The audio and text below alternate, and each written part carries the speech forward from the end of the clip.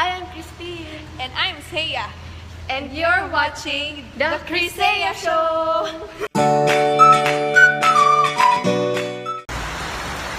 There's the saying that nothing is constant but change, or there's nothing permanent except change. The fact about life in this world is the reality that things can stay as what they are forever. There's a point in time that compels life to move on. Structures matter and cells wear out. Atmosphere temperature affects climate, and so are people and environment. Change affects people's lives and the society, the environment and the economy, and even political and governing principles. And these effects could be positive or negative. In a current situation where people are desiring for change, let's listen to our top 5 interviewees. So is change really coming? Yes! Why?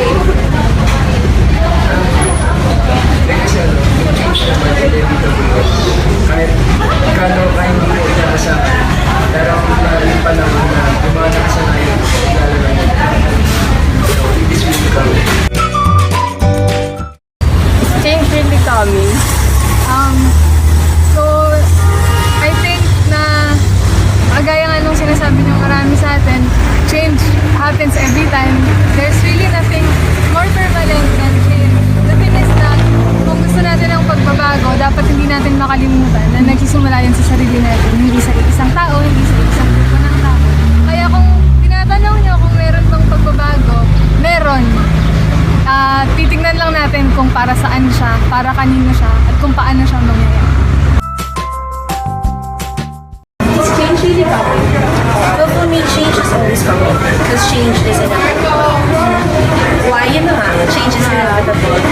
In our everyday life, we cannot stop change. Everything's changing. Our lives and everyone's lives is changing. Even, well, the government is now changing. So I really believe that change is inevitable. Is change really coming? Oo naman. Bakit po? Kasi ngayon makikita na ninyo yung mga pagbabago na diba? Opo. Lalo sa inyo mga kababaihan, pabor na pabor sa inyo yung mga ganon. Oo. Dahil pag ganyan, halimbawa, estudyante, minsan, di ba mga kino-hold up na rineric pa. Pag si Duterte na makaupo dyan, sigurado mababawasan ng mga yan. Is change really coming? Oo naman. Bakit po?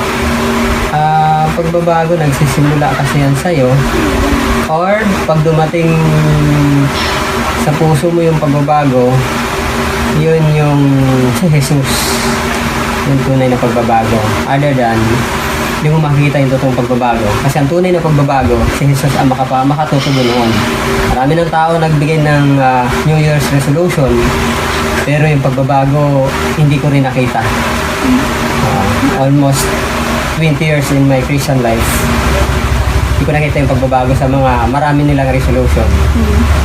Balik sila ng balik. Kasi ang tunay na pagbabago talaga, si Jesus, pag tinanggap mo si Jesus sa puso mo, yun yung tunay na pagbabago. At sa ayaw at sa gusto mo, magkakaroon talaga ng pagbabago sa buhay mo.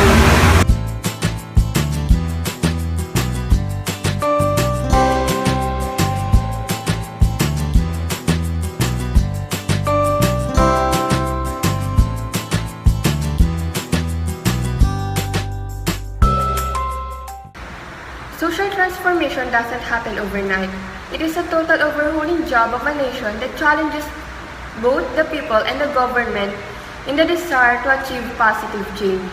If we listen again to those we interviewed who believe change is really coming, they express that positive change can only be realized if change starts from ourselves as the people.